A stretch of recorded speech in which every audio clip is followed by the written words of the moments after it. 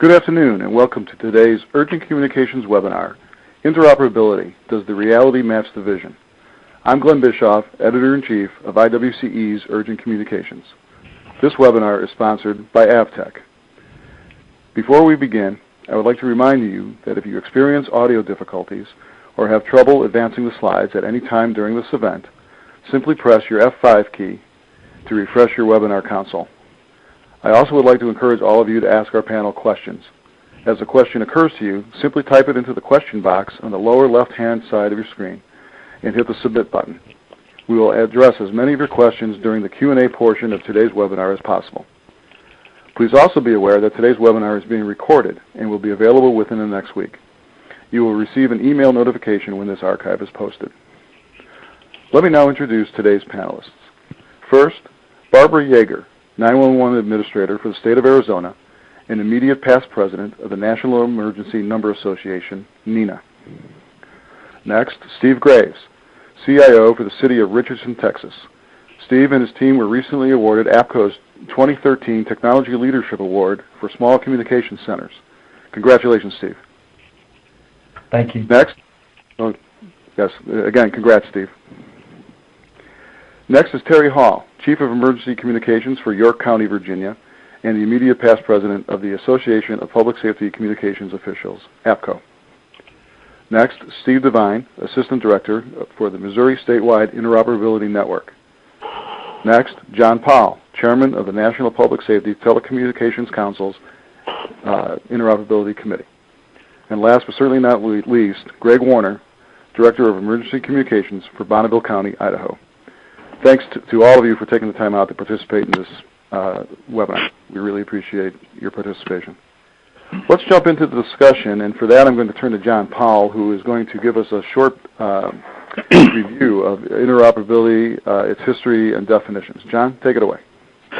Sure. Susan, if you'll advance the slide, please. We'll talk a little bit about first the definition. The common definition that most of us accept today actually dates back to right after 9/11, early 2002, when the National Task Force on Interoperability, which included well over 24 representatives, all the major national associations, as well as representatives of the federal government, convened for a series of meetings in Washington, then under the Justice Department Office for Domestic Preparedness, or ODP, and came up with this definition. It's carried forward, and it's my understanding that it will be the revised definition in the just about to be released Revision 1 of the National Emergency Communications Plan coming out of DHS. Very simply, interoperability is the ability of public safety responders to share information via voice and data communication systems on demand, in real time, when needed, and as authorized. And we very often stress to people that it's not the ability of everyone to talk to everyone. That's a good definition for chaos. Next slide, please. Wanted to run just briefly through the history of interoperability over the last 50 years. We go back almost exactly 50 years to the early 60s with the advent of the two-channel, crystal-controlled VHF-FM mobile radio. This was a few years before portables appeared on the scene. And what started to happen across the country, and those of you involved with frequency coordination will remember back in those days that each radio service had its own coordinator. Fire service, EMS, law enforcement. For law enforcement, it was APCO back then, and law enforcement buying these new radios began pelting their local frequency coordinators in each of their states with requests for second channels, and it was lots of small agencies, each asking for their own channel. And out on the West Coast in my backyard, a gentleman whose name is certainly not a mystery to most of you that have been in the business for any time, Art McDowell in Monterey County, California, came up with the idea for California that if we put the same second channel in everybody's radios, they could use it on a day-to-day basis, but when a big incident happened and they needed to work together, it would be there. This concept was the genesis for the California Law Enforcement Mutual Aid Radio System, And an interesting sidelight to that is that it is probably the most licensed channel in the public safety radio services even today. The license actually has an asterisk on the number of units because it overflows the field on the FCC license with over 100,000 individual subscriber radios on that system. And it operated on 154.920 megahertz. At the same time, across the country, others like Illinois with the Illinois State Police Emergency Radio Network were fielding their systems but on different channels. So finally, in the early 70s, an effort was made to develop and designate one of those channels, which became 155.475, or the National Law Enforcement Emergency Channel. Today we call it VLAW 31 in the new naming scheme. Simultaneously in the 70s, we had the wildfires spreading rapidly after many dry years across the West, and there was a clamor from the fire service for what the FCC eventually called interagency channels, and we had 3 of those designated with certain restrictions on each of them. Today those 3, all in the VHF band, are known as the V Fire channels, 21, 22, and 23. Next slide, please. We progressed forward a few years to the through the original assignment of 800 megahertz channels in the 1984 era up to 1987, when the FCC in docket 87-112 designated 5 megahertz worth of spectrum that became known as the National Public Safety Planning Advisory Committee, or NPSTC channels. And in there, for the first time, at the request of public safety, they designated a reserved calling channel for interoperability as well as 4 tactical channels. Those today are known as the VCall 90 and VTAC 91 through 94. Jump forward a few more years to another demand for spectrum and the joint study through the Public Safety Wireless Advisory Committee by the FCC of the spectrum needs for public safety through the year 2010. There was a subcommittee of that committee, the Interoperability Committee, actually chaired by Jimmy Downs, who today supports all of us at the Office of Emergency Communications at DHS. And among other things, we identified in that committee 3 specific types of interoperability, each with their own characteristics, with day-to-day interoperability, neighbors helping neighbors, being more than 93% of the interop push-to-talks. Task force, such as a drug task force or a fire task force responding to a wildfire or something like that, was about 3% of all interoperability push-to-talks. And mutual aid itself, which was specifically defined as when a state's mutual aid pact was activated, no matter how large the incident, was actually less than 3% of all push-to-talks. And this was done by looking at a number of studies after action reports that were completed in the 1990 to 1993 or 4 time frame. Next slide. So as we move forward, with the release of that report came a major recommendation for 25 megahertz of added narrowband radio spectrum, with 10% of that to be reserved for interoperability. That report, interestingly, released exactly 5 years before the infamous 9/11, and it resulted in 1987 in Public Law 105-33 with the congressional instruction to the FCC to specifically allocate 24 megahertz of spectrum in the 700 megahertz band for public safety. Concurrent with the end of BISWAC came the founding of the National Public Safety Telecommunications Council, which is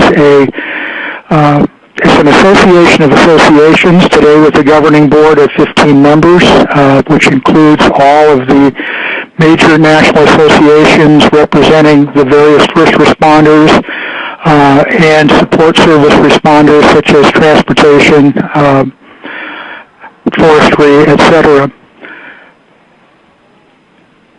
Right at the end of the 90s, the FCC, in response to the new 700 megahertz spectrum, convened the National Coordination Committee, NCC, as a follow-on to Docket 9686, and we ended up with the largest allocation in a single band of interoperability spectrum today, 32 pairs at 12.5 kilohertz, with a recommendation from that committee for standard interoperability channel naming. And I'll note that there's currently, before the FCC, a pending action to actually add 8 more channels, compliments of the state of Maryland's request, reserved specifically for air-to-ground, since nowhere in the rules is there that reserve.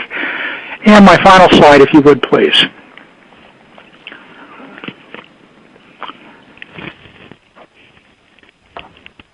The National Task Force on Interoperability in 2002 then developed its definition. Very importantly for public safety, we had the Office for Domestic Preparedness at the Justice Department as it transitioned to the new DHS in 2002, went out in the field for the first time ever and to the 10 largest cities with a challenge to see in a staged event, a large-scale incident, could they establish command-level communications within 1 hour of the incident happening. And we took a lot of lessons learned from that, and over the intervening years, we began work on it in June of 2004, released December of 2004. For the first time ever, a document showing that interoperability was more than technology. And when we get to the next slide, after I finish these next few bullet points, we'll take a look at the SAFECOM Interoperability Continuum, which of course identifies additionally the issues of governance, standard operating procedures, training and exercises, and last but not least, usage of interoperability spectrum. That continuum today is the basis at the federal level for all interoperability grants and measurements that are taking place. Finally, following the 9/11 and Katrina incidents in the mid-2000s, we had reports coming out, both of them actually chartered by Congress or requested by Congress, looking at after action to those, and a realization that at that point, one of our biggest impediments to interoperability was that everybody locally called those interoperability channels by different names. NPSTC went back to the work done by the NCC in 2002, a recommendation to standardize the names that actually was not then adopted by the FCC. And we put together, and compliments of APCO, standardized through the ANSI standardization process, the standardized naming system that we have today. We'll throw up the final slide here of the SAFECOM Interoperability Continuum, and hopefully everybody in the audience will recognize this. And it does again highlight the fact that interoperability is a lot more than technology. In fact, DHS Secretary Michael Chertoff a few years back said that technology was the easiest of those to resolve. It was the other ones, starting with governance, that are much more difficult. And I would suggest to all of you that when we get to the bottom right-hand lane element in the bottom lane, daily use throughout the region, that wherever you are on the rest of that continuum, you're probably in the right spot because you have interoperability resolved. When your end users feel competent to use it and use it routinely. Glenn, I think that's a good introduction. John, it was a terrific introduction and incredibly thorough, and it's obvious that interoperability has been on the radar screen for a long time, but I'd like to stay with you and actually go back to your first slide, because one of the questions I have is, there still seems to be a lot of misconception out there about what interoperability is and what it isn't. You touched upon it in your first slide, which I've just put back onto the screen. At the bottom you say it's not the ability to talk with everyone all of the time. What exactly should the expectations regarding interoperability be? And when you're done answering, I'd like to go to the rest of the panel and get their thoughts on this as well. Well, first of all, instructing, I think I'm up to approaching 36 states now where I've taught COM-L and COM-T classes. One of the things that we always stress in those classes is keep your communications as local as possible. Run on simplex channels. Use those channels in the NIFOG, and I think we'll come back to a question that's already been submitted in this webinar a little bit later on programming those channels, making sure that all of the interoperability channels, or as many as you have room for, in your band, or whatever bands operate on your radio, and we've got a lot of radios today that do many bands, put those channels in there, because when you get to the scene of an incident, if possible, you want to run on those simplex channels. It gives you the best communications. It allows those channels to be reused over and over again. So if you have a Katrina or a Sandy, an agency in City A can use those channels, and 10 miles away in City B, they can reuse them. And they're local to the incident.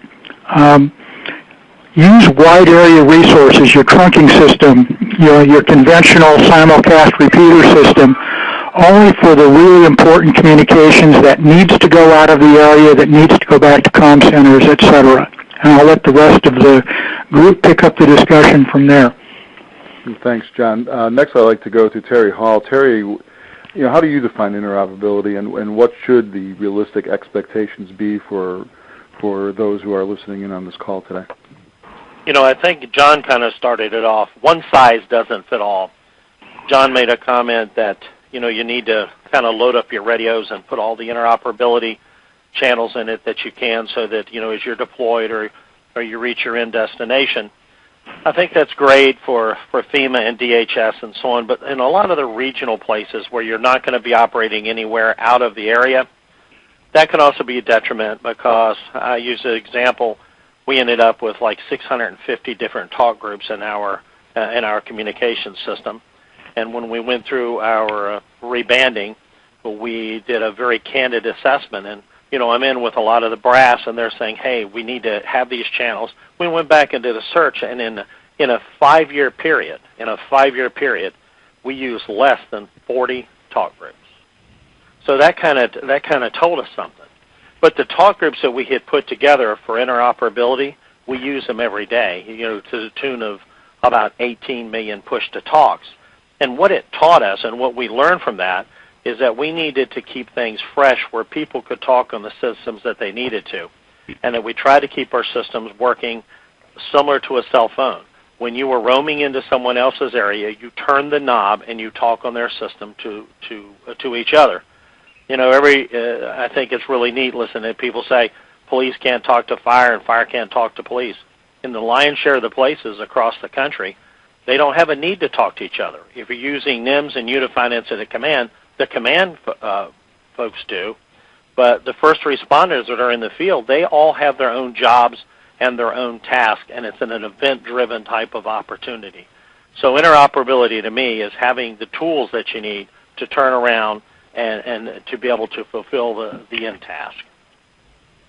And what are some of the obstacles to obtaining those tools in your mind? Politics is the first one. Turf wars. Who talks where? That's the number one when you're looking at doing anything right now with interoperability. Who owns what you're going to give the systems key to. I have a fairly decent-sized regional system, and where you run into is now who gets a key, who gets what talk groups. And in my particular region, we took 5,000 radios. Every radio that goes on the system, we put one talk group bank in there, one bank of talk groups totaling 16. 1 through 15, you're able to talk on every radio. So if we had any event whatsoever, we could set up by pulling any radio in from any system or any event, schools, etc. We could flip everybody over to one common channel if we needed it. The 16 channel we reserved so that you could contact directly into a 911 center on a separate console that cannot be turned down. But what we found out is that gave everybody more interoperability than they really needed. It was easy to use. We put it as the last zone on the radio, and it made it very easy. But the biggest obstacle that I've seen is politics. And in the Commonwealth of Virginia, where I'm from, state stood up a very large statewide, they call it an 800, 700 megahertz system. The reality is it's a statewide VHS system, and they're using pretty much mobile repeaters in the trunk of the car to operate 700 megahertz portables. Being a large agency here, I wanted to program some of the state's channels and also give some of our talk groups, if you will, into their equipment. Politics purely prohibited. So here I've got $60 million investment. State has a $250 million investment, and the only way we can communicate with each other are through NPSTC channels that have very limited coverage instead of talking on the system real and live. And that's pure politics. It has nothing to do with the functionality of the radio. So that's my biggest obstacle. And I'm guessing that that's a story that plays itself out, from coast to coast. Thanks, Terry, for those insights. Barbara, I'd like to go to you next. How do you define interoperability, and what do you think are the realistic expectations for it? Well, interoperability, I specifically look at the 911 environment. But I do have to take into consideration the radio communications, and what we can do in the 911 environment in a lot of cases constitutes interoperability. But what is the point of interoperability if the call, if a call cannot be answered by the primary PSAP and has to be transferred, or not transferred, but rotated to another PSAP? How do you handle those calls? What happens when a call, is transferred or a call is received by an agency that they have no capabilities? So interoperability in 911 is, I think, farther along than in the radio environment, and part of that, and Terry said it best, politics and cost. When we look at funding, the capability of funding, in many states we have today funding capability for 911 at a state level, but not in a local level. And when those costs come down to the communities, they just don't have the revenue source to support it. So I can take a call, I can move that call probably anywhere within a geographic area, but what happens when they get the call, and what do they do with the call? They try to transfer it back. Now you're in this endless loop that you can't resolve. And funding is a particular mess, I think, on the 911 side, isn't it? In terms of the funding levels vary wildly from state to state. There's still fund rating going on in some cases. I believe, you'll correct me if I'm wrong on that, but I believe that's still the case. That just puts just enormous additional pressure onto the situation, doesn't it? It does put pressure.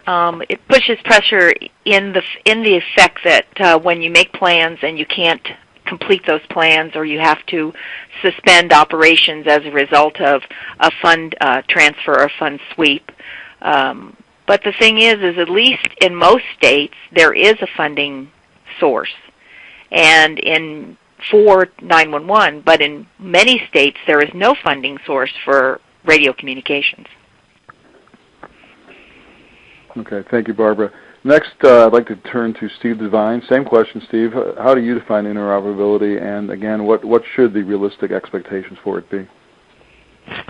Thank you, Glenn. There's a number of elements, and I certainly would concur with Barbara's position. You certainly have to keep the consoles and the dispatch operations in the loop, and we actually have identified that in the build out of our state system. And it's fine to get radios in the field, but you got to make sure that the people that they talk to have the abilities as well. So it's been an educational process for us. Based on Terry's dialogue, a couple things. The state took the position of we would overcome the politics with free. And what we did was the state built a platform that the state agencies can utilize for their internal communications to replace a number of outdated systems, and that same platform can be facilitated within interoperability by local agencies, or they can move on to it full time. It is in VHF, and we also had to be cognizant of the fact that in our state we have other existing mature or to-be-built systems at other bands. So we have a VHF statewide system. Missouri is a typical urban-rural demographic state, so we have 115 counties, and 85% of our people live in 15 counties, and 15% of our people live in the other 100 counties. So we had to be cognizant of all of that. So giving agencies the ability to utilize the system for the interoperability purposes or to actually move their entire operations on it, and the state pays for all of that because we have to pay that maintenance for that system for the state agencies themselves. So we offer that as an opportunity for agencies to come on, and some agencies come on and have radios that use it just for interoperability, and they retain their existing autonomy on their existing system. So having that flexibility is a big thing. Back to John's point, with regard to some of the interoperable resources, sometimes we have to be careful. When we take channels, such as some of the VHF channels, and John and I spent many nights writing the channel nomenclature in 1999 and 2000, in Washington late night, in some of those meetings coming up with something we thought was going to work in 700. Then we said, why don't we just roll that out for VHF and UHF and 800 as well? So John really had that vision long term, even 15 years ago. So the issue is if you don't provide guidance or management for those resources, and the VTAC channels and UTAC channels are classic examples. There's nobody who's responsible for putting a plan together. How do they use them in Virginia? How do they use them in Arizona? How do they use them in Kansas? I'm in Missouri. I'd be interested to see how that is. So there has to be some. So in the interoperability continuum, there's a line called usage. So it's not just how you use it, because there are no guidelines, and there is nobody responsible for enforcing any guidelines if there was any. You have to come up with a plan, and that plan has to be disseminated and distributed so folks can be educated. Because when they go to their shop, they'll say, "What tone do you want to put on here?" I don't know. Put whatever one he wants. So you have to document that, and then you have to let everybody know how you're using it. So usage is a big point. The interoperable resources, the interoperable channels are important, but how they're implemented and how you communicate that to others is absolutely critical as well. In Missouri, we've had a scenario where we built a new system, but we had to be cognizant of the other systems in there. And I've mentioned this earlier, dual band radios really have helped us. So we're able to operate in VHF in a rural area, but move into the St. Louis and Kansas City areas. And that's really helped us get our arms around the new system, the new capacity, as well as being able to interface with our existing systems, which are at varying levels of maturity. Now, Steve, you mentioned dual band radios, but that's kind of a limiting factor in some ways because not everybody has the wherewithal to procure those, correct? So, I mean, what do you do if you can't go out and get those? Well, and that's a good point, Glenn. In our system, a lot of people have existing single-band radios, and we certainly allow them to come on with the system. That single-band radio may not, in VHF, can be upgraded, and we allow them to come on the system. Of course, that radio has limited functionality to interface with the St. Louis or Kansas City system, and we make sure that they're cognizant of that. But we do allow existing radios to be upgraded. The state, because Missouri is a multiband state, and it has been for years, our grant dollars are pretty much directed to the multiband environment, but we don't, people can buy whatever radios they want. We just want them to be sure that they understand that our build-out and our growth is really going to have to acknowledge multiband, and those radios are getting cheaper. They're not cheap, but they are cheaper, and more and more manufacturers are beginning to offer them. So it's a positive outlook for us to build a single A7800 system throughout Missouri would have been another digit higher than what it ended up being. So the architecture was approved for it to be an urban architecture and a rural architecture, and one that would also allow us to interface with our existing partners in the state, and we think we've met that. All right, Steve, thanks for those insights. In a moment, I'm going to get Steve Graves and Greg Warner involved in this conversation. But before I do that, Steve, I'd like to field the first question from our audience, which is this. We found the NIPSTIC simplex channels to be so limited in range for several environments, it actually prohibits interoperability. How do we educate users on these limitations while still providing usable resources?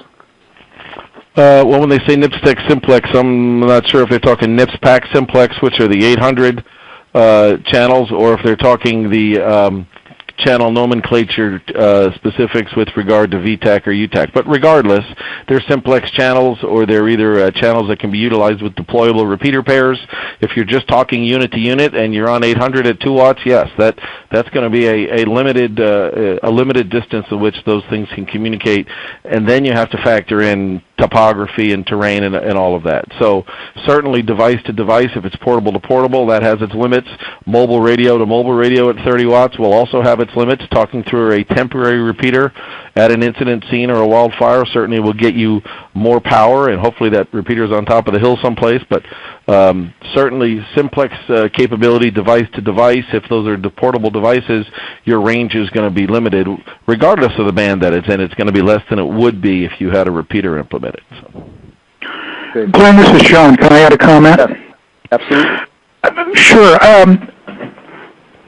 Probably a problem nationally more complex, more perverse than the politics and issues of governance is educating the end user. You know, hand an end user, volunteer firefighter, for example, a radio that's got 2,000 channels and, however many 16-channel zones, and you're going to get the deer in the headlights stare when you ask them, to go to zone 4, channel 9 to talk to so-and-so.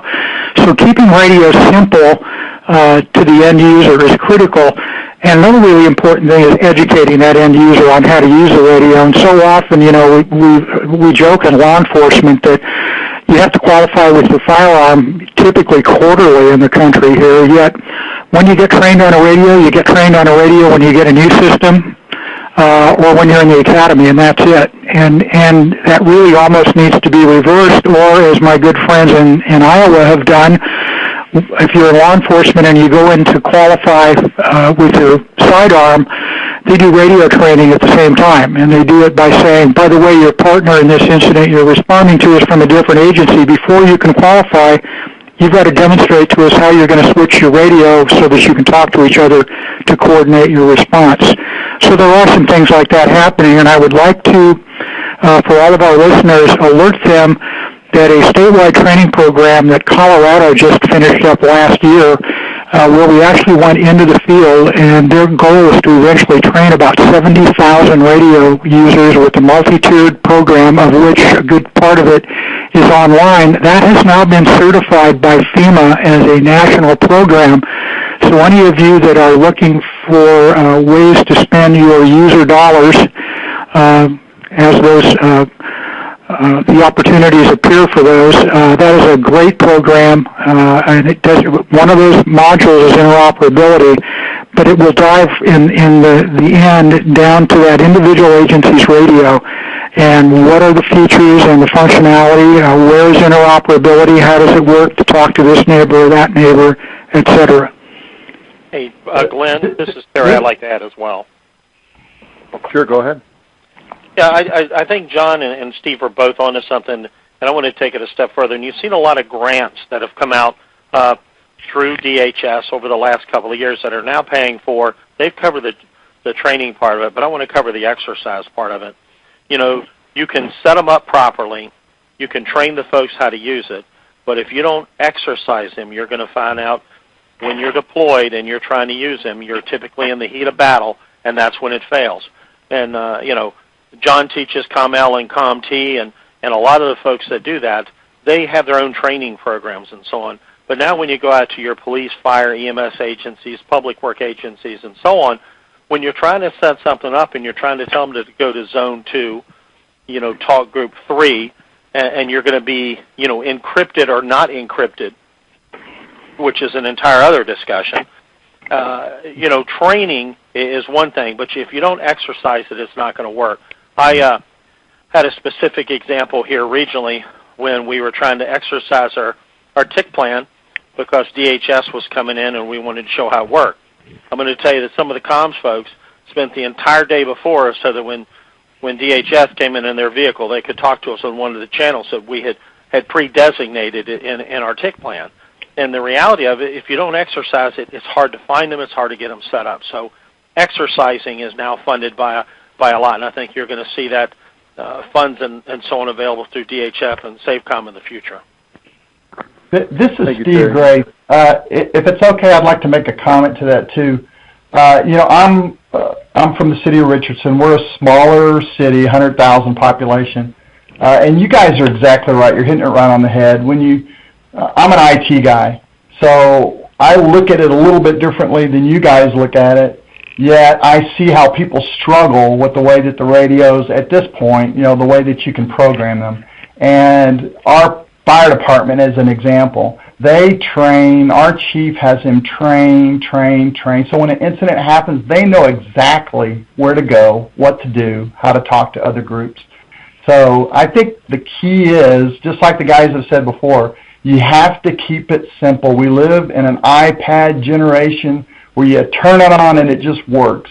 And I think until we get to that point, until we get our people and our technologies to that point, we're going to struggle with it, because you just don't have that much time to keep people trained on what you do, because it changes constantly.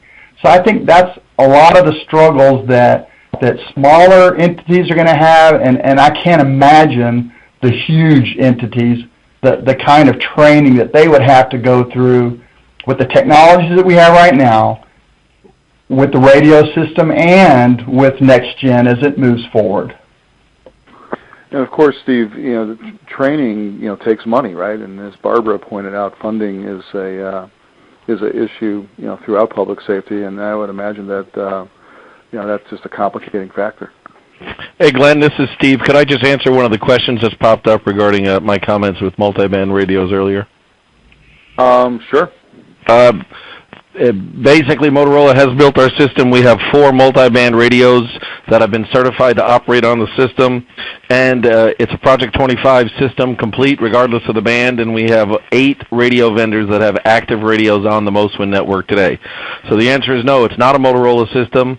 It's a Motorola network, and it's a Project 25 system, so subscriber units can operate from any of the Project 25 subscriber vendors, and we have Harris, Johnson, Thales, and Motorola multiband radios that have been certified to operate on it as well. And the question was, whether multiband radios were specific to Motorola, right? That's Correct. The question you're referring to? Correct. Right. Okay. All right. Well, thanks for jumping in on that. And Greg, I apologize for it taking so long to finally circle around to you, but I'd like to get your thoughts on, how you look at interoperability and what the realistic expectations are. What are your thoughts? All right, thank you.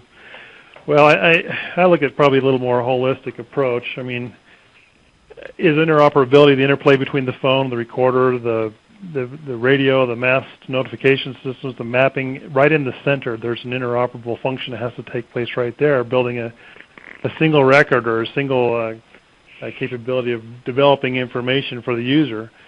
And then is interoperability interlacing all of that information in a consumable way to the first responders. And then the question comes to mind, well, who's the first responder? Well, if you're a dispatcher, you've delivered babies vicariously. It can be anybody. And so we've had discussions around here recently, well, how could we actually interplay with an individual who we wouldn't necessarily consider the quintessential first responder and help them in whatever situation they're involved in. And then the relevant information that's sent out to the consumer, it needs to be sent to the appropriate parties, and I think it's been mentioned a couple of times here, not to over-pollute what's going on the far end. And the transactions, as far as we're concerned, need to be able to go through any device, iPods or the radio or the Android or the laptop or the iPad watch or a Google Glass, anything that's being used in the field to help transmit this information. What would be really nice is, as compared to what's we currently do, is retrieve information. It would be nice, in contrast, to actually flow the information out to the users with a common, through all these devices, a common feel and function, so that it's, and I think this was expressed earlier, that it's got to be consumable on the far end, because we're getting a techie generation who's used to receiving and doing things within the parameters they've been raised on. And the technologies are there. The biggest challenges we're facing is the pipe size or bandwidth, and how do we get that out there in a meaningful way so it's not choppy and can be used by the end consumer.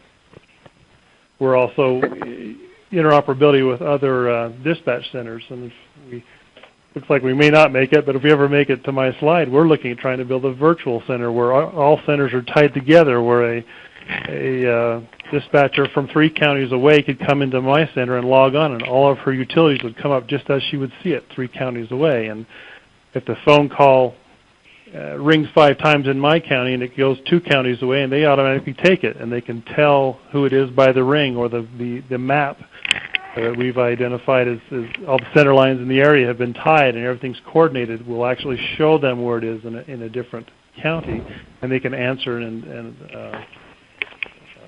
do the appropriate actions. And then, of course, then we got some other things we talked about here is the training. Well, okay, so how does a Fremont County dispatcher dispatch someone in Bonneville County, and so that everybody understands what just took place? It was seamless on the technical side, but the field response might hear it a little differently because there's a new person on the other end of the radio. Anyway, for us, it's a really big word, and we're just taking it a piece at a time. And anyway, we're working towards it. It's all based, at least in our minds, on the architecture. If you can make it scalable, you can start building it in early, then down the road it's much easier for things to hook into it, or even put nodes out farther out from the center, so that there's an interplay between the region. Anyway, it's a big process. It's the vision, but it's the architecture up front we're trying to fix now, and then hopefully later on we can tie everything else into it. Glenn, Terry, with a follow-up. Sure, Terry, go ahead. Yeah, I just wanted to say, the term that he's just talking about between the communication centers, and to Barbara's point earlier, here in our own PSAP, we've tied our radio system and IT and so on together, and we're actually doing the virtual PSAP concept that you're talking about. And again, after you get the politics out of the way of it, anything that we can dream of and we can afford, technology will allow us to do today. So all of those things being said, when you're building large regional interoperable networks, which is the solution for today, large regional interoperable expandable networks, that's the answer to where we should be. You save money, you're able to increase services, you're able to cut out some of the LEC charges with phone lines and using your own microwave systems. And if you have a long-term strategic plan for your communications, both data, voice, and all of the other technologies that we're talking about, long-term strategic planning will allow you to do it. So, kudos for moving on with that, and forget the politics and price. It's achievable today, and there are at least 14 of these across the country that I'm aware of, and they're working very well. Which really, when we're talking about interoperability, we're talking about people, right? It boils right down to it. The technology is kind of sitting there, but it's the people we got to work with. Totally agree. Now, Greg, I'd like to come back to you with you and your agency, and also Steve Graves' approach has been, I would call it a holistic approach to interoperability. And I'm going to put your slide back up. Why don't you just walk us through exactly what you've done in Bonneville County, and then Steve Graves, I'd like to go to you next and have you explain what you've done in Richardson. But let's start with Greg. Well, we are trying to develop everything around open standards. Obviously, we want COTS hardware, and as we've moved forward, we've let a lot of the surrounding counties around us know what we're doing, because we're in rural Idaho, right? We're 104,000 in the county, and we're the big one here. And so we have to rely on each other, and maybe that's the culture that's helping this be productive. In Idaho, every county is its own country. And so instead of fighting the establishment, we'll just make it an open-ended, no MOU invitation. And if people want to plug in, they can. And if they don't, that's fine too. But along with these open standards, people are buying similar hardwares. So if my neighbor to the north, Jefferson County, loses their Dell server, I have a Dell server. And so there's this interplay with hardware, but we've also working on the IP interfaces. A good example is Fremont, 3 counties away from me, up to the north by Montana. They have channels and channel licenses, which we don't have. But if we had an officer running up there through our IP connection, we could actually tie into that channel and use the towers all the way up, and our officer could talk to that location for any reason. We can sit in this center and open the fire bay doors in Madison, if it so be it, and that's the level of interplay we'd like to get to. But one of the things that we're starting to see is that maybe the traditional IT mentality that's in this industry may need to be challenged, especially for the smaller environments. For example, a dispatcher may become the CAD administrator, or an officer may turn into the local IT individual. Well, and with the changing world, kind of tongue-in-cheek, you need to probably go get a ninth grader. We need someone with the new technology and an understanding to take you to the new place. For example, virtual IT. That's uncomfortable for a lot of people. No, I want you on my premise in 15 minutes. We're going to put it in the contract. Well, we need to rethink that now. Virtual IT might be, well, it's the up and coming. You're going to have to trust and have a little faith, and that's the scary part. And how many centers have a software developer, of all things? But the whole new world is going to be about interfaces and reporting. We talk about these clouds. It's like having a mall, and there's no patrons in the mall. Who's going to write the interface to the power company, and who's going to maintain that, and who's going to ensure that there's a constant communication, and then the hospital, and who's going to ensure the HIPAA and the CJIS standards are maintained? There's just so much to this thing that I don't believe there's any silver bullets that a vendor is going to be able to provide anymore. Some of that's going to have to be built on a local scale, and so you're going to have some of that talent, at least on a regional one, so you can interoperate with humans. I have a mapping guru just north of me. He's not in my county, but he helps the region out, and so we've collectively gathered our resources on the human side to help facilitate our end goals. And then this last little thing on the slide in the bottom right-hand corner is kind of the quintessential of what we're trying to do.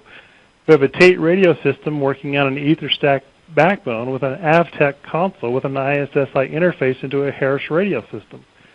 From where we stand, that's how it's supposed to work. You can buy anything, as long as it's on an open standard platform, and tap it into something else, and you've got interoperability. You're good to go. And so obviously there's a lot of different flavors to interoperability. There's interoperability between the radio systems via gateways. There's interoperability between Project 25 radio systems. There's this sort of holistic approach to interoperability that you've hit upon. So Steve Graves, I'd like to at this point draw you into this conversation, because I think you've taken an approach that's very similar to what that Greg has taken up in Idaho. What can you tell us about what's going on in the city of Richardson?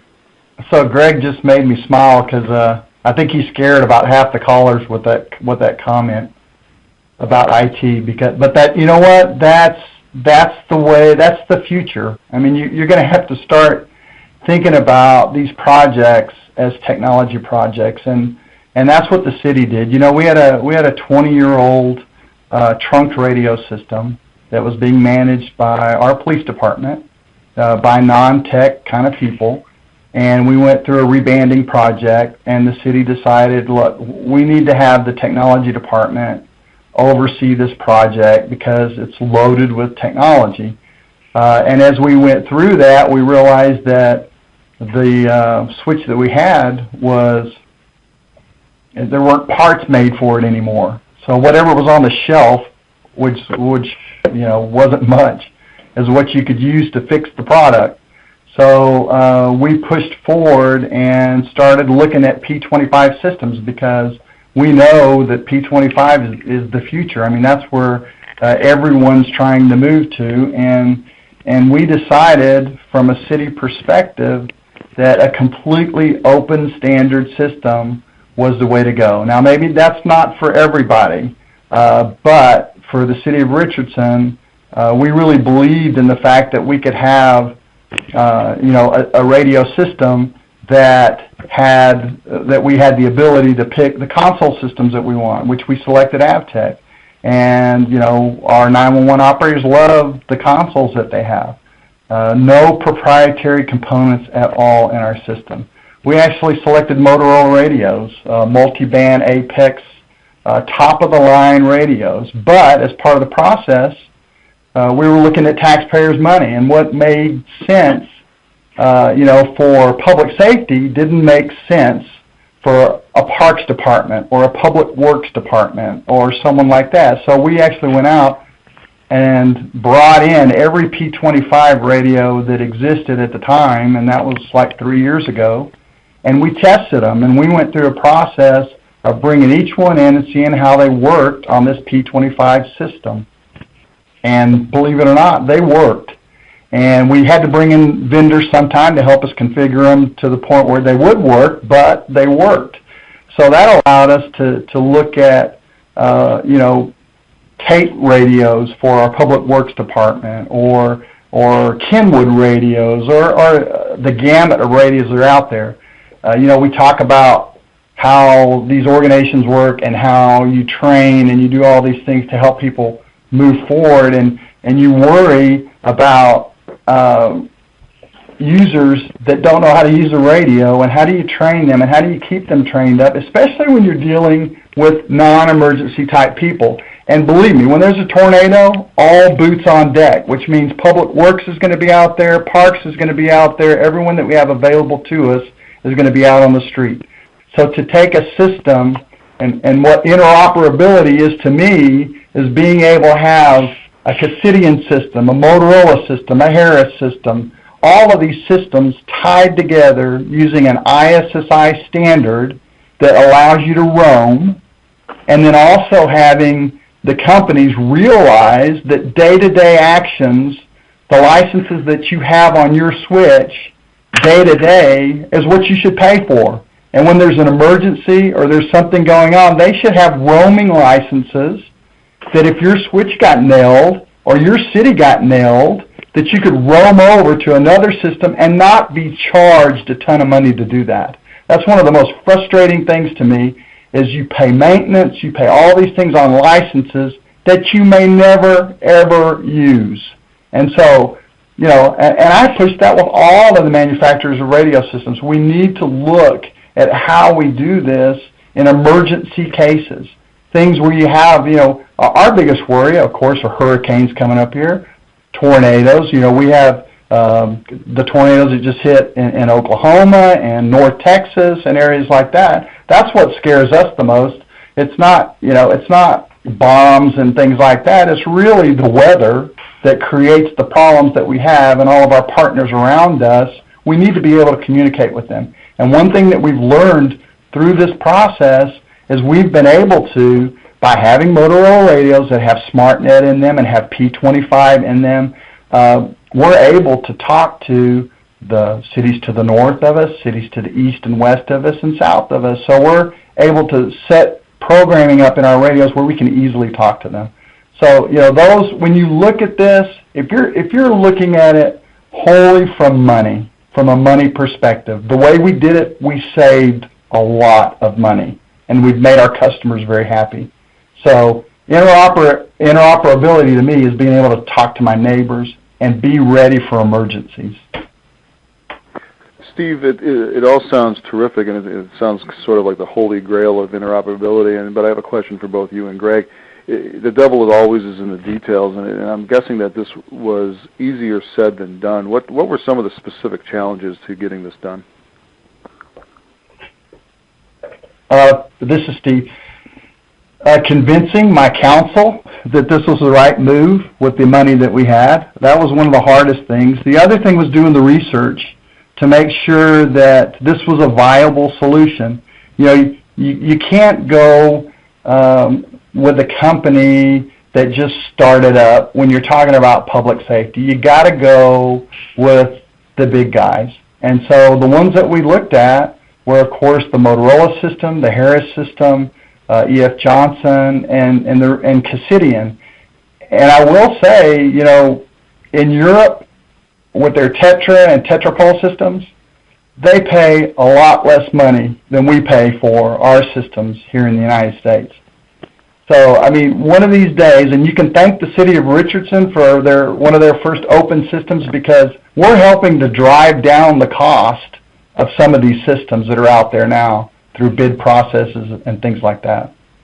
Which of course was one of the big goals for interoperability when it was first conceived.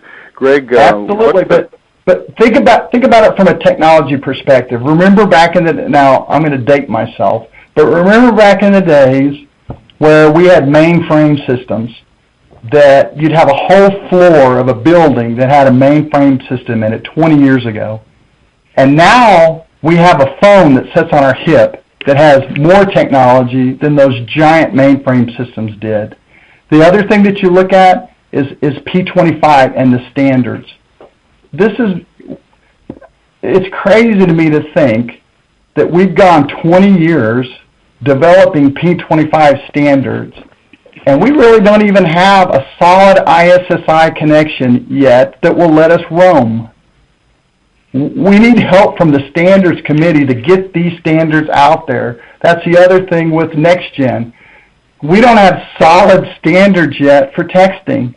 And I can tell you from raising kids that the first thing they want to do is text. They don't want to get on their phone and talk.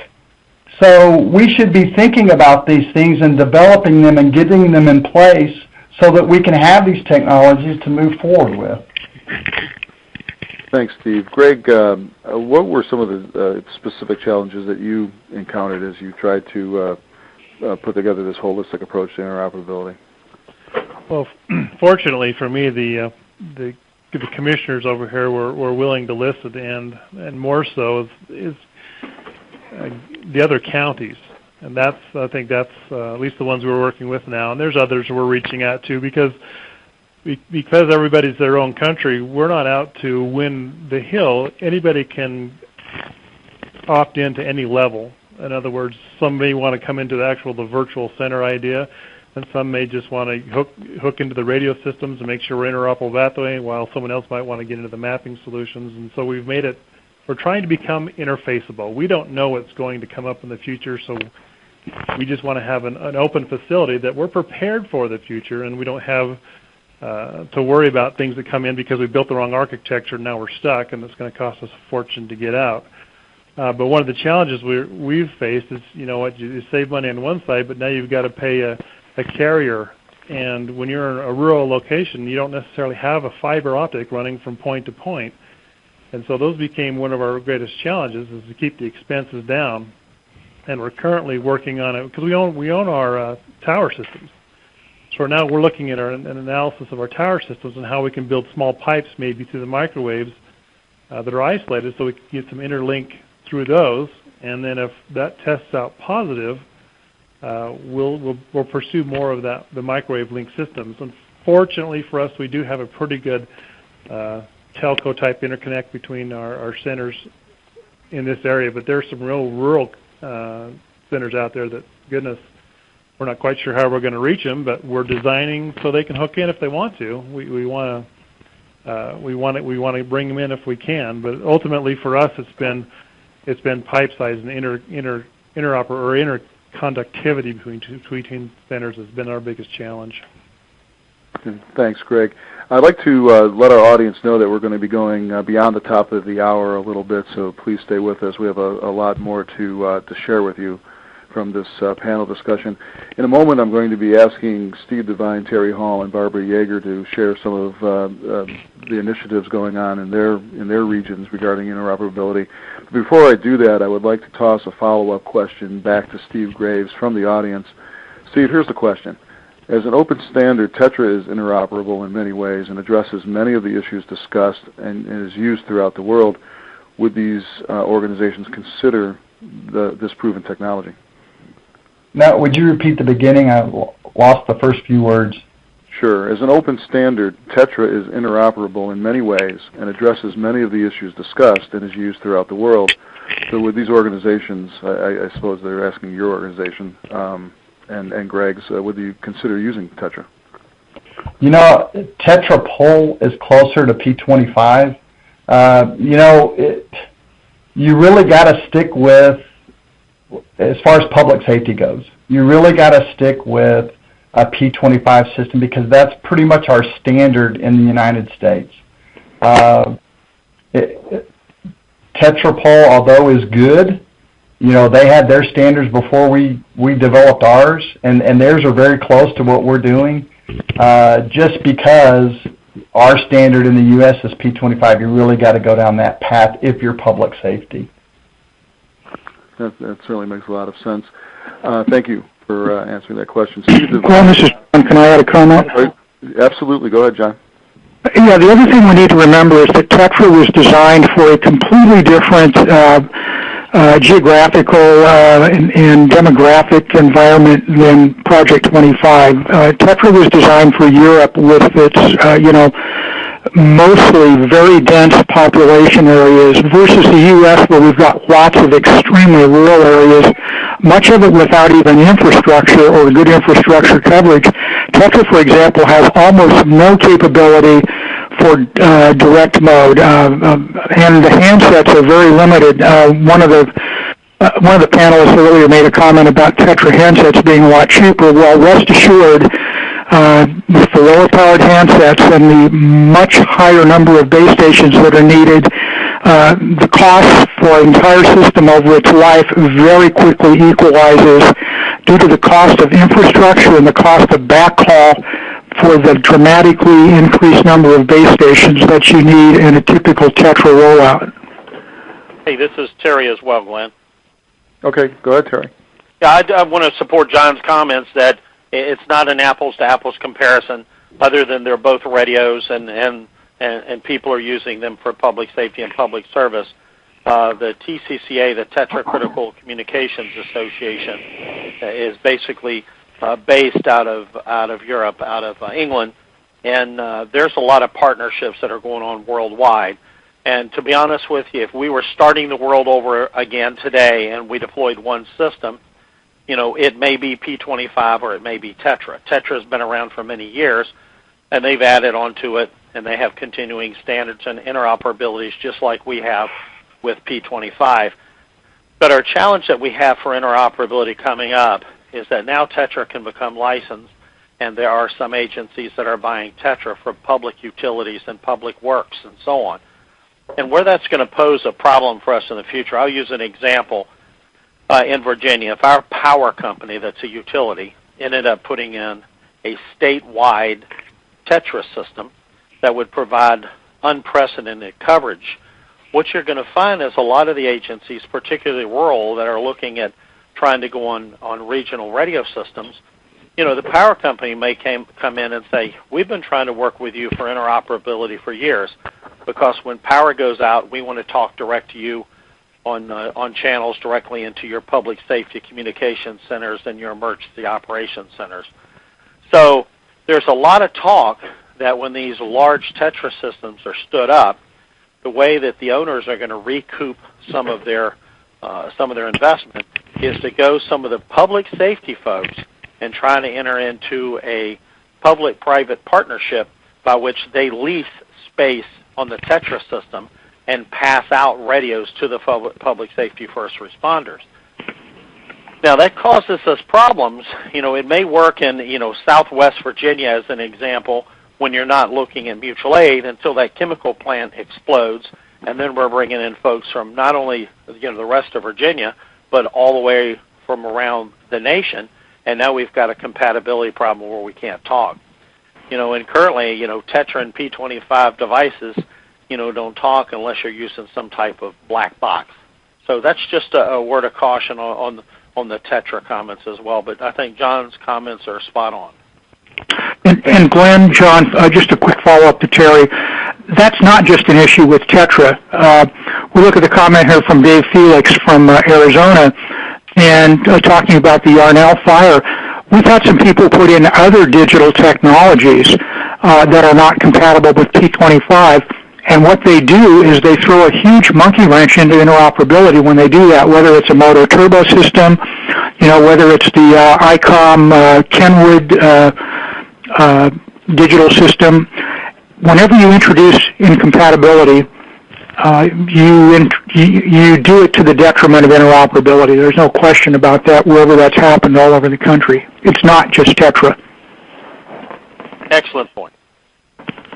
Thank you, John, and thank you, Terry. Really appreciate those insights.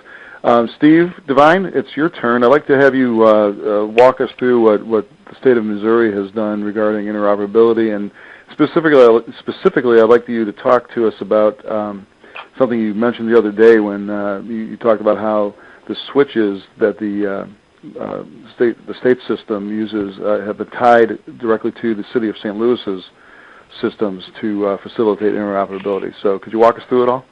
Sure. Thank you, Glenn. And certainly I concur with John's point that it's not Tetra, it's a variance from the standard, and we all have to be aware of the fact that the standard is kind of what we've put all of our hopes and dreams in, and now it's really a lot of this. The standard is actually starting to bear some fruit.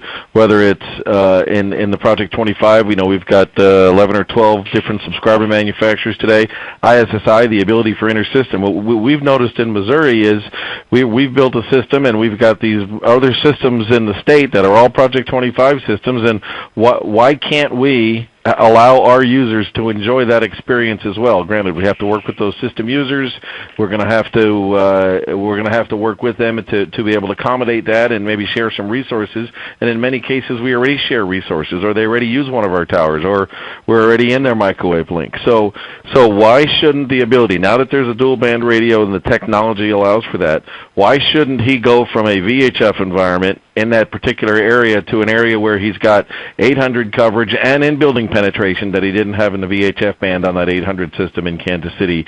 Granted, it does require a dialogue and coordination. Why shouldn't we do so? It requires some connection, and it requires us, and Kansas City may allow us to access these 2 talk groups or these 3 talk groups, and certainly they want to be cognizant of it, but in this instance, there's a handful of users that have a lot of upside that they can benefit from. Why shouldn't we leverage the dollars and the efforts that were expended in these areas? St. Louis was one that was a part of our system, actually used the same system ID and was built years before we built it, and we built to that system ID. So that was really just an integration. But Kansas City was different. So it's a different system ID. It's going to require a different kind of relationship, but why shouldn't we leverage those assets? If they're all built to the standard and the subscriber radio is smart enough to move between those sites, and I can set little things in the radio to make sure that it doesn't ping-pong back and forth between VHF and 800 or 700, but why shouldn't we try to leverage those things? They're all part of the standard. They've all been built to the standard, and the ISSI it does allow the ability to connect those things. To Terry's point from way back in the beginning, politics is something you have to address, and what we'll do is say we'll allow you to have your radios that when we have a tornado in Springfield or Joplin and you have a search and rescue team from Kansas City, they can leave your 800 footprint, come onto our network, and be able to talk back into that. So there is an upside for them, us operating in their area, they're operating in us. We have 5 or 6 800 separate systems independent from the state system that we're hoping to leverage this approach with. They've built those. Why shouldn't we allow them to roam into our system and us allow to roam to them system? Just because they've been built for 5 years doesn't mean we shouldn't be able to interface with them, and our users shouldn't be able to interface with them. Now, Steve, we talked about this a little bit during last week's rehearsal call, and I recall that Steve Graves brought up an issue regarding licensing and how that might be a hindrance to the type of roaming that you've just described. Could you address that for us? Well, certainly the ISSI standard, there's a couple ways to do it. You can have it where the user has to throw a switch. Certainly, when you tie 2 switches together, there's licensing that's required. To be honest with you, I have other questions like, do those 2 systems have to remain at the same revision level?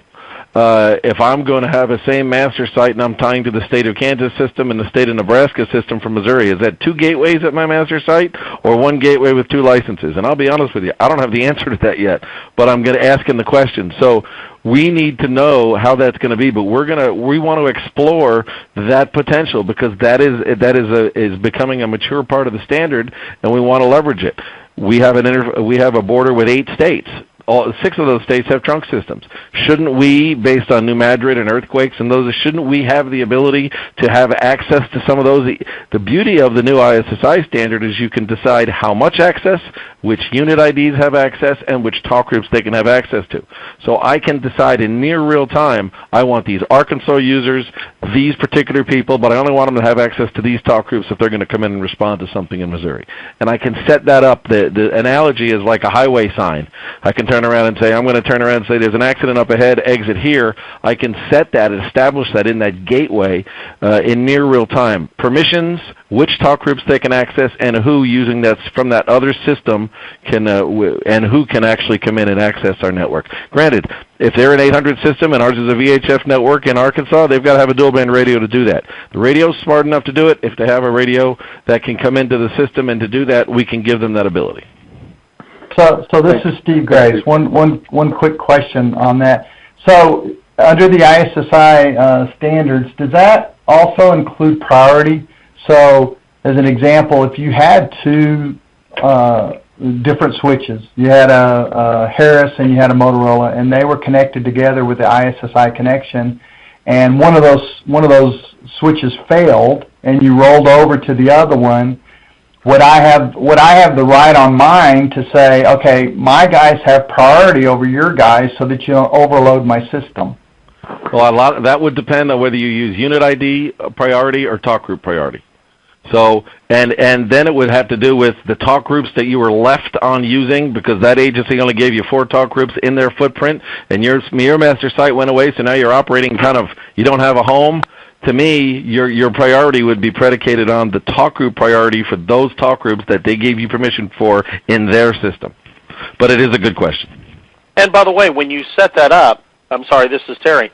Steve, your point on, the way that you set it up is the way that it's going to operate. Right. And most time you don't do it by an individual in that point because you're working under a critical or an outage, so you would actually do it by talk group. Right, and there may be settings you have on a day-to-day basis that when an incident occurs you want to change, and all of that has to do with they want to monthly monitor how many of these people. In Missouri, we may have 35 state users in Kansas City today. We won't make a dent in the Kansas City system today, but there's an opportunity for our people to leverage that. Now, Kansas City is probably going to want to make sure that can happen, and we have to work with them in order to make that happen, and they may want us to contribute something to their network in order to do so. We've got to be willing to do that. So. And I'm just using Kansas City as an example. We have a lot of other systems. Why shouldn't we work with them and try to work on their systems? There's almost a mindset, well, that system's already built. I don't care if it's already built. Why shouldn't our users be able to access it? It's built to the Project 25 standard, to me, so I don't see any reason why we shouldn't at least explore that with the system owner. It's up to them to tell us yay or nay, of course. Thank you, Steve. Thank you, everybody. In the interest of time, I'd like to move us into the final phase of our discussion, which is, what needs to happen to make interoperability a non-issue. Last week, in the aftermath of the Washington Navy Yard shootings, reportedly interoperability was an issue. There were some failures to the point where federal officers had to resort to using runners, in their response efforts. So. I'd like to start with John Powell. Actually, Barbara is back with us. She had dropped off momentarily. Barbara, if you're with us, would like to start with you because we talked the other day about the role of managed services as it relates to interoperability, and I thought that was really interesting. Could you start us off? Yes, one of the things in my state, we have a very small tax revenue source, and what we're looking at is a way we can supply next generation 911 as well as equipment upgrades on a regular basis for a per seat cost. So our managed services, what we went out to the vendor with was, what can we do for this amount of money per seat per month for all of the 911 centers and all of the positions in the state. It would include the necessary equipment and network component upgrades and all the maintenance for a extended time period. One of the solutions may include some hosted solutions, but I think where the cost savings is instead of having equipment at each site, you can use hosted solutions to be able to manage all of those calls through a given place with some adequate backup. And it eliminates our CapEx costs. We don't have the money to put out there today with the communities to allow them to upgrade their equipment as needed any longer. And we're in a state that a tax increase is not something that we can even discuss.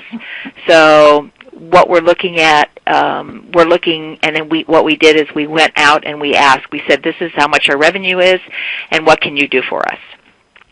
So we gave them a limit, they've come back, and we are now just waiting for some final approvals in order to be able to go forward with some kind of a service like this. And we're using our vendors, our telco vendor, as the prime contractor, with both Cassidian and Intrado as our their subcontractors.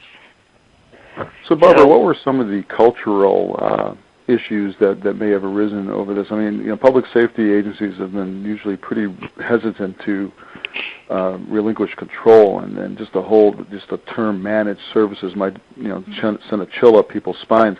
What kind of pushback did you get, and how did you address it? Well, I think the biggest thing for the communities that we are going to use in our initial rollout was only the fact that they wanted the services, they wanted it to be as robust as they are today, but they wanted to be able to have new equipment. We haven't seen a whole lot of pushback out in the rural areas. The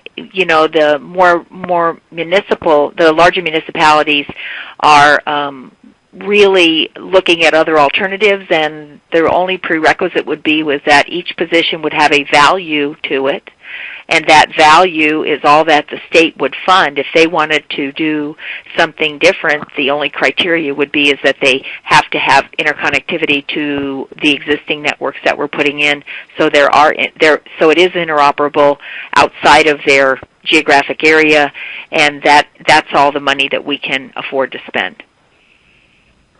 Okay, thanks, Barbara. Again, in the interest of time, I'd like to run through the rest of the panel at this point and ask them the same question. What has to happen for interoperability to become essentially a non-issue, that it's always there when you need it, and the reality for interoperability finally will match the vision for it? So let's start with John Powell. Well, first of all, Glenn, just real fast on the Navy shipyard thing, just so everyone's aware of it. There may actually be issues in the design of that building. That was they were running top secret operations in there.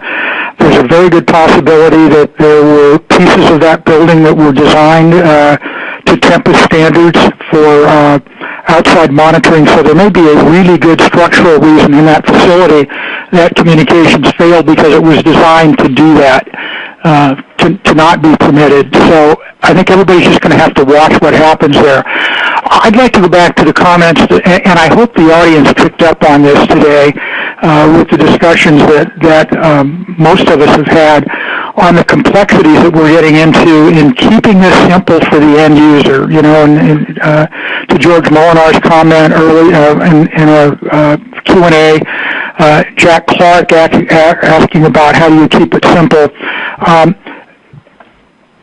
To do that, you make a large investment in the front end of qualified people to do things like your system design, your talk group layout. I mean, there is an absolute art to properly laying out a talk group structure in modern radio so that it is simple for the end user, so that what is on that top 16 on the radio that they use for 99% of the traffic is the right stuff.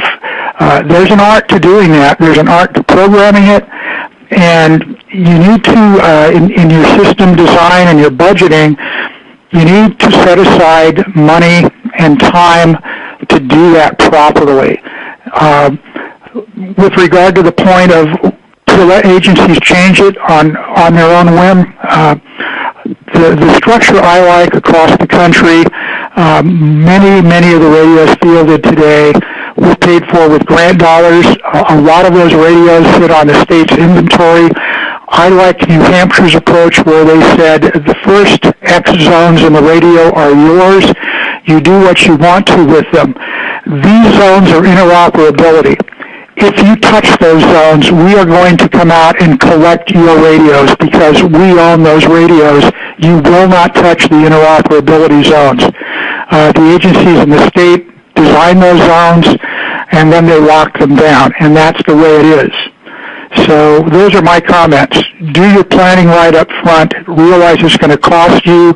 Realize you need significant expertise to do it right, whether it's on the system end or the actual talk group layout for the radios.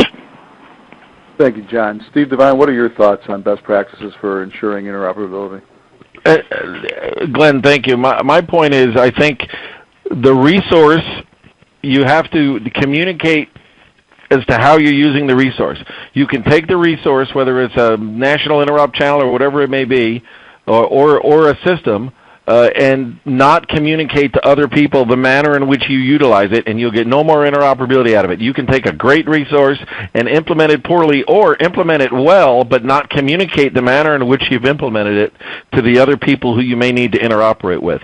So, to a large degree, this is a problem that is no fault of anybody other than the fact that these channels have been put out. There's nobody in charge of managing them. There's nobody in charge of saying who should document those channels, where they should be. Should annual reports for each state be included that, and should there be specific areas for those things, maybe in some of the skip plans or some of those things, because many of those channels, there's no documentation as to how people are using them, and people are using them.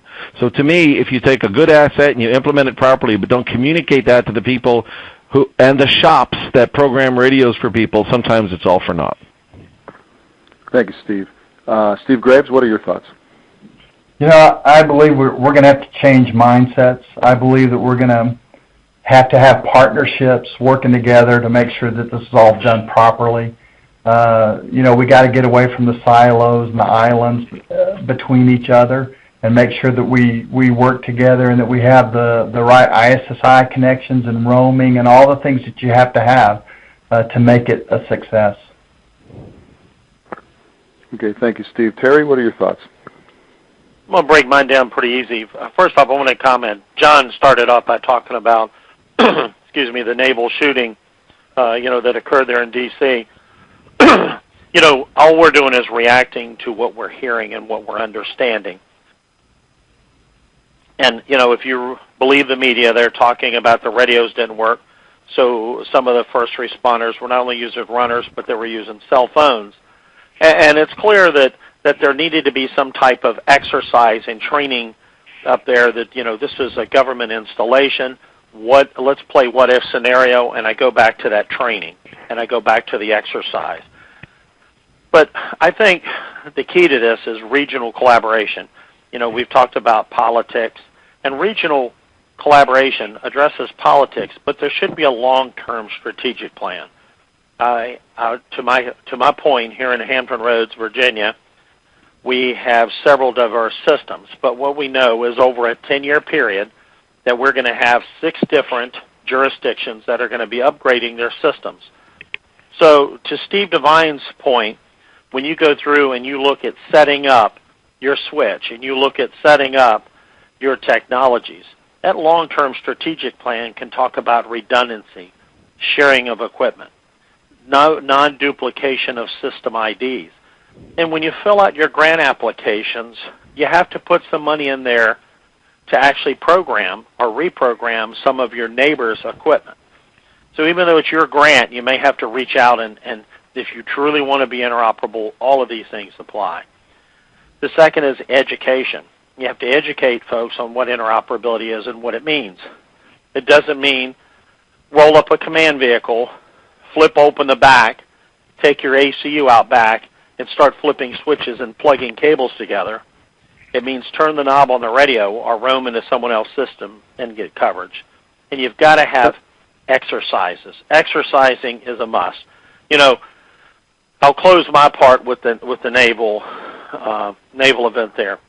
Every event that has happened in this country that I can recall since Oklahoma City, the first thing that is critiqued after that is communications failed. Oklahoma City happened a long time ago. The fire department had folks evacuating the building. Law enforcement had folks going in the building, and they couldn't communicate with each other.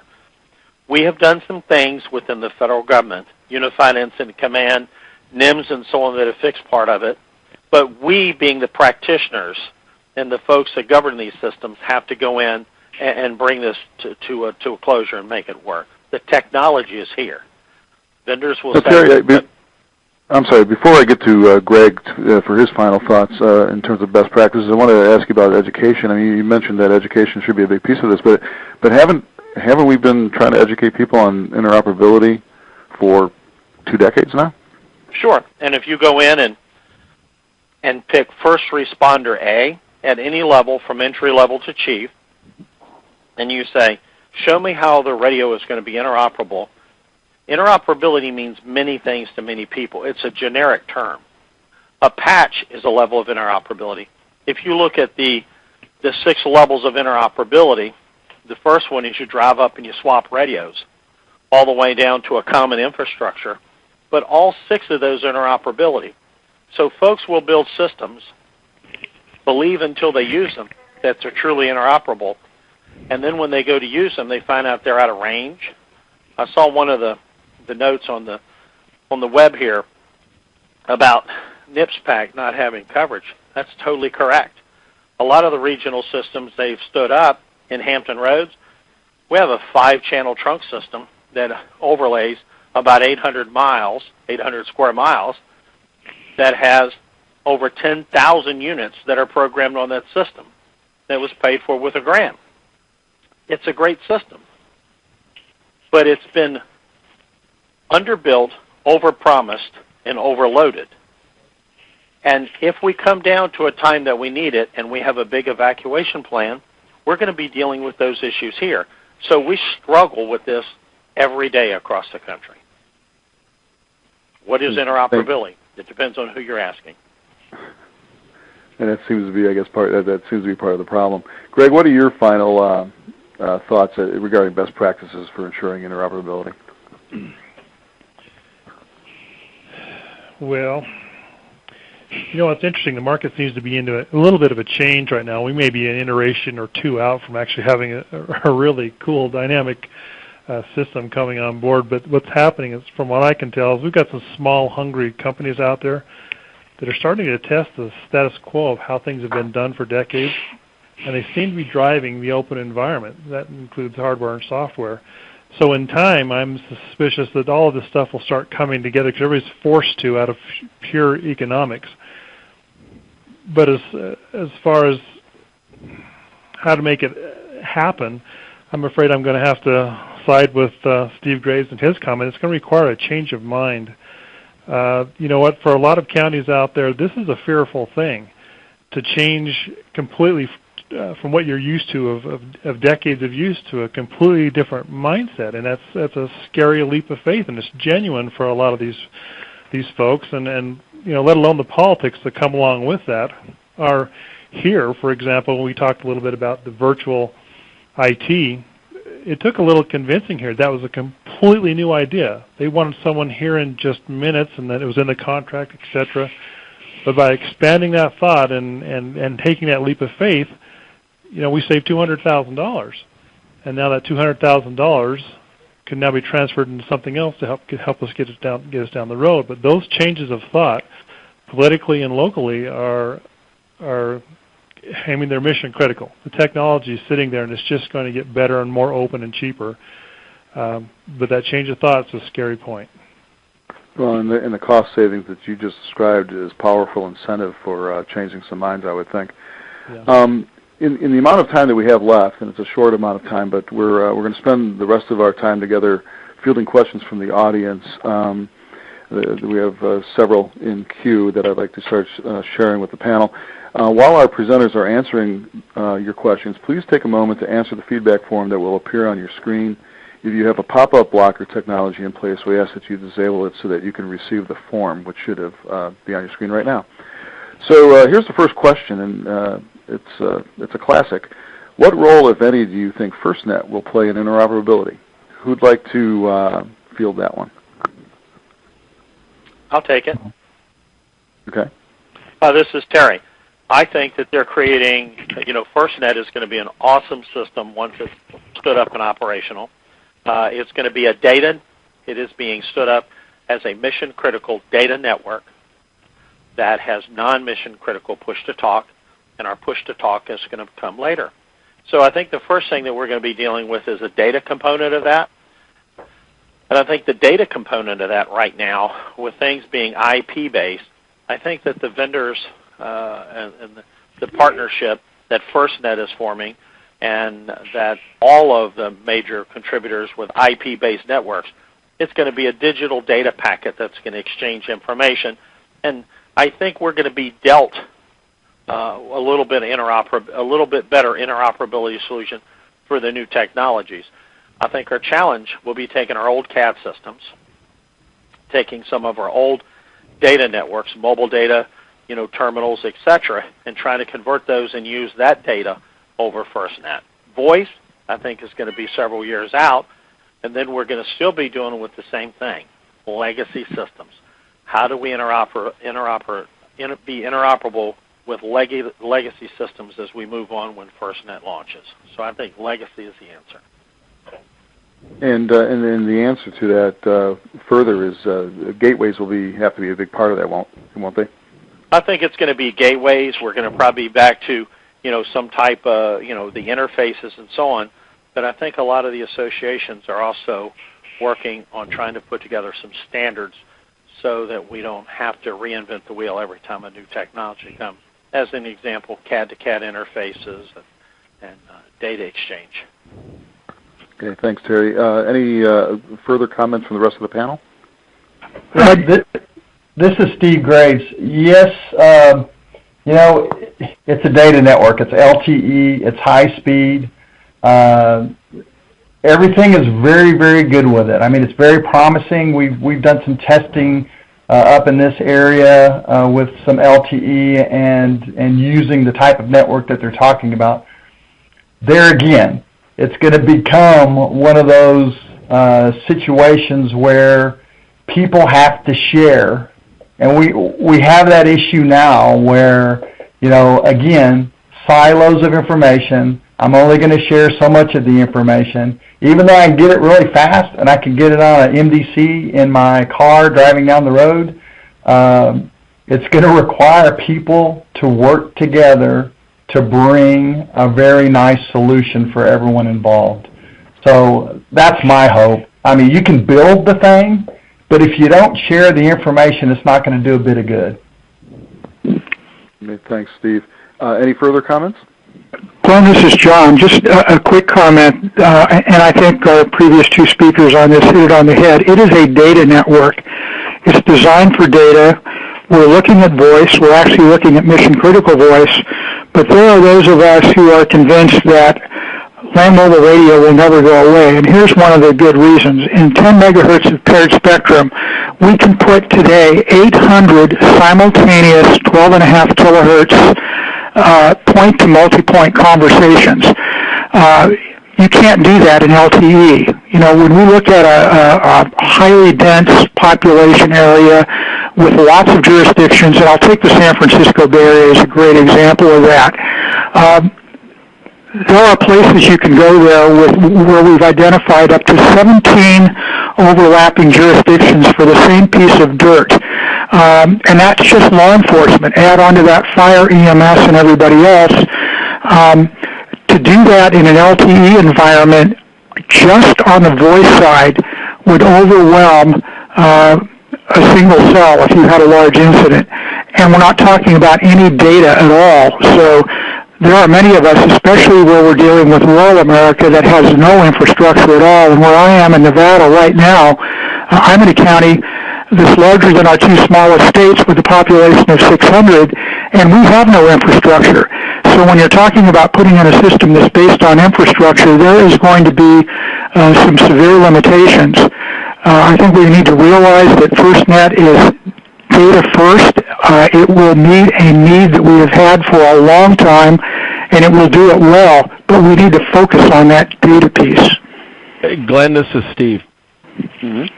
To John's point, I agree. I think the other thing that's important is if it's a data network, there's a lot of people who today use mission-critical voice and don't have a data component, either because they don't have the coverage, they can't afford it, or both.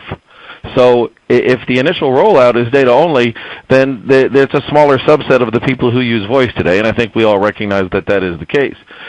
We are uniquely fortunate, and John and I have been working through this mission-critical voice proposal, and it's pretty interesting through NPSTC that this is actually an interesting time. Normally, some of the things that we take for granted, direct mode, off-network operations, are things that are kind of the stalwart pieces of LMR radio.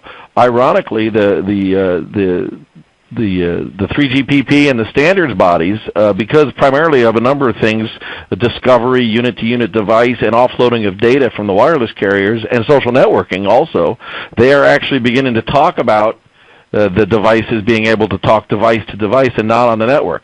Those of us that have been around even a little bit will remember that there was never a time they didn't want you to be on the network. That was blasphemy.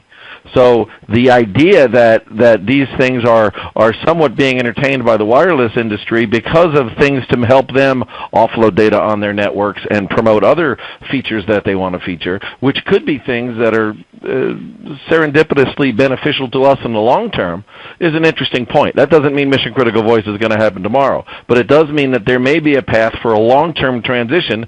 But to Terry's point, you're always going to have your legacy people.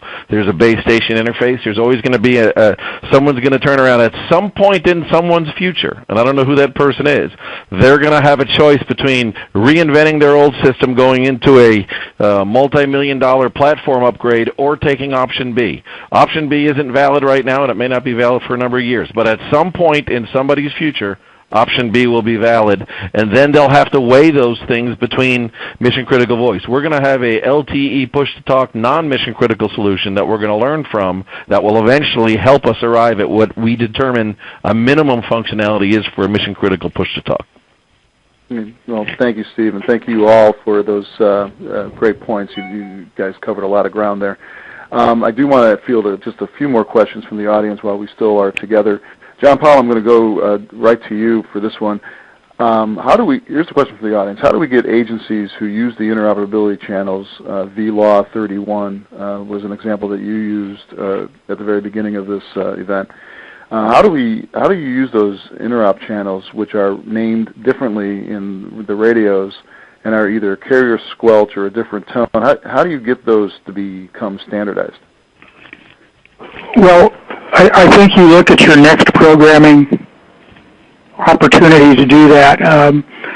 The standard is out there. The standard has been there for a while. We've actually had some discussions with the FCC about when is the right time to add to the rules that you can only use those channels if you have programmed the recommended, the standardized name and tone on those. A lot of it is an issue, again, of education, of letting those, whoever's doing the programming very often today, a private company that's managing an agency's radio system, that this is what the standard is for the state. A number of states, I believe Steve's state, Missouri, I know California, at the state level where the licenses are held for those channels say if you're going to use them, this is the way you need to have them programmed into the radios. Education, and a lot of it has to go to our private radio shops that are doing the programming more and more today for agency radios. Okay, thanks, John. And Glenn, to John's point, in the 700 band, those actual parameters, it has to be Project 25, and you will use this network access code, are actually in the rules in 700. In 800, it's usually the RPC criteria, but in the 732 interop channels that John spoke of earlier, it's actually in the FCC's rules as to how the technical parameters in which those will be implemented. Okay, thanks, Steve. Thanks for chiming in. Glenn, the next question. Glenn, I'm sorry, go ahead, Barbara. The question I have, and I have a question of our panelists. I sit here listening to all of the radio communications issues. I know Terry and I have spoke before about 911 and how it plays a part in FirstNet and all of the other intercompatible systems that we're talking about. How much are you taking that into consideration, Greg? Are you looking at 911 as a component of your interoperability system? Yeah, I mean, a lot of the conversation today has been radio, but that's just a component too. We're trying to, as I mentioned earlier, everything in the center has to start associating, via the CAD, the radio, the phone, the mass notifications, all those things we're trying to tie together.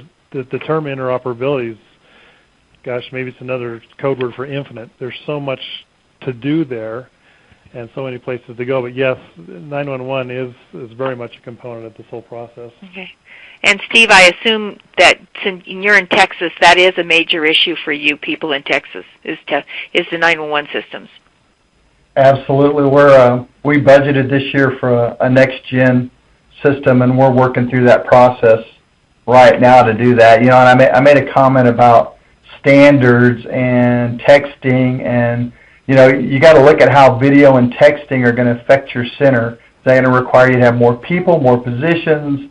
I mean, how are you going to handle those things coming in? And I know that right now, in most of the next-gen systems, you can get probably one vendor into your system using a third-party app to do it. Mm-hmm. But if you're gonna do texting, if you're gonna accept texting, in my opinion, you really got to be able to accept the 4 big guys. Right. If you're not at least taking those 4, it's going to be hard to tell someone, okay, you're with AT&T and we can't take your text. So we have to be at the point where we're receiving all those. And there's a big unknown out there about how it's going to affect your centers. So we're watching real closely how that ends up. But we'll probably be implementing somewhere after the first of the year. Glenn, I'm sorry, I didn't mean to interrupt. I was just curious for those parties out there, how they're handling it, and are they taking 911 into consideration when they're talking about interoperability? No apology necessary. It was a great question, and thank you for jumping in. I have a question for you, Barbara, and then we're going to have 1 or 2 more after that, and then we're going to have to cut this off. But here's a question from the audience. What role, if any, the question is, are they using the same CAD platform across all of these multi-PSAP centers? If not, how are they handling the difference in the CAD and the GIS? Well, the GIS is all being built to GIS standards, so it's all open. I can tell you as far as CADs, no. CADs are still going to continue to operate as they are. We don't know quite yet exactly what cost is going to be necessary in order to have them interconnected to the 911 systems in the next generation environment. But that's something that has to be looked at. We understand it is a component, but as far as Arizona is concerned, all of the mapping equipment that's installed today are all connected directly to 911, and they aren't part of the CAD. That's one of the things that we tried to strive forward to do, is to ensure that the mapping solution wasn't affected in the event of a failure of the CAD system. So in my state, all of the 911 systems have ancillary 911 equipment that is part of the 911 system, not the CAD system. Okay, thanks, Barbara. Glenn, this is John, if I can add to that. Sure. One of the big things I think with CAD is that from a standards perspective, they're probably more behind the 8 ball than LMR and some of the other data solutions are. We just did a big project in the Portland, Oregon area, and up there they have all the different dispatch centers tied together with what they call a CAD bus, but it's really a piece of middleware, and it allows just some minimal sharing. Where we ended up with up there was just simply a recommendation that as they move forward with new CAD systems, of which most of the 5 counties we were working with are headed that direction, that they need to really hold in the RFPs, they really need to hold the vendor's feet to the fire on some of the emerging CAD standards, so that even if you're on a different system, critical information can be shared, and not just between dispatch consoles, but also with the end user MDTs and MCTs out in the field, and now, of course, smartphones and everything else that people are using to access their CAD systems. Hey, thanks, John. We're going to field just 2 more questions, and then we'll wrap it up for this afternoon. Here's the first one, and I'd like to have anybody from the panel jump in on this. I have been programming the NIFOG interoperability channels into user radios for every new Project 25 trunk system I have deployed for the past several years. Are others doing the same? Who would like to grab that one? Glenn, this is Steve. I'll take that. Yes, I think that's a good practice. Again, this comes down to, when you talk about the NIFOG channels, there are channels the 7 and 800 and the VTEC and the UTAC. There's also law enforcement and incident response channels that are part of the NTIA Red Book that are not eligible for local agencies to use local to local or county to local or state to county, but you have to be in communication with the federal government. So the NIFOG in some ways is an informational document that by no means, those are recommendations. There's a lot of licensing, even for example in your state, Fire Mutual Aid, 154, 265, and 280 and 295. In most states, all states, I believe, you're going to have to get that license to put that in your radios. You're going to have to work with the state fire marshal's office, just like with the police mutual aid. You're going to have to work with the state highway patrol or the state police. Some of those things mention that, but there's also a caveat there that says you may need to license these or at least get permissions from certain people. So just because it's a NIFOG and it says it's from the Department of Homeland Security doesn't mean that you could just put all that stuff in your radio. There's again good resources, but the lack of management of the resources doesn't make the resource of much value. So you really need to do your research, find out who's using that, what tone are we using in that state, is there a published document that shows this is how I can give my radio guy to get that programmed? So what's in the NIFOG, you really need to look at it. It's not just use everything that's in there. And again, in some instances, people have been using things one way for a long time. The NIFOG says to take the VTAC channels and use them under 5 different configurations. Some people don't want to do that. Some people will find that to be more problematic than using 2 particular configurations in a consistent manner. So you really need to use what you're going to use and then publish it and document it so people will know how you implement these valuable resources. Glenn, if I can follow on, when we talk about the NIFOG channels, those are the FCC-designated interoperability channels. They are all conventional channels. Many of them, especially in the VHF band, are simplex, although we've proposed some repeated pairing for those, also in the NIFOG.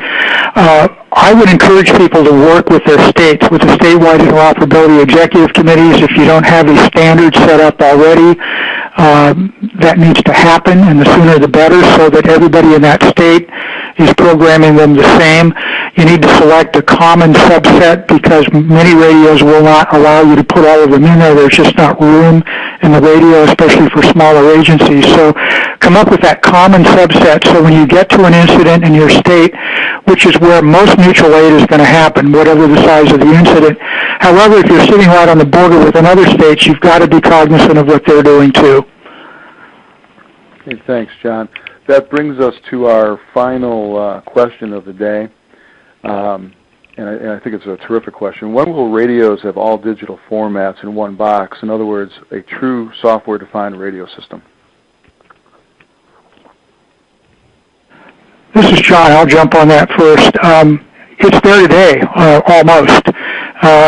These new multiband radios that are out will do just about everything that you would need. Again, reminding everybody that the lowest common denominator is always 12.5 analog. That should be there as a fallback mode. The usual limitation is that if a vendor has its own proprietary formats like SmartNet or Harris's EDAX, that generally it's only their own radios that will do that. There's a couple of exceptions to that. For example, SmartNet as an E.F. Johnson will also do that. But that's the one limitation today. But we're really getting close to that with the new multiband radios, of which there are a number of vendors offering now. And they're really pretty good radios, certainly meet public safety standards, and their price is not all that much more. In fact, pretty comparable to a high-end single-band radio these days. Excellent observation. Any additional final comments from the panel on this question? Okay. So, well, I guess that finally brings us to the end of our event. We've run out of time, and I appreciate our audience for sticking with us. Our panel did a terrific job, provided an amazing amount of information and covered an equally amazing amount of ground. And so I'd like to first give them my thanks and gratitude. Barbara Jaeger, Steve Graves, Terry Hall, Steve Devine, John Powell, and Greg Warner. Again, thank you so much. I'd also like to thank our sponsor, Avtec, for making this event possible today. Without Avtec's support, we couldn't have brought this event to you, and so we're very grateful for their participation as well. Most importantly, I'd like to thank you, our audience, for your time and attendance this afternoon. We hope you found this event valuable and informative. Have a productive remainder of your day, and we'll see you at the next Urgent Communications webinar. Thanks again.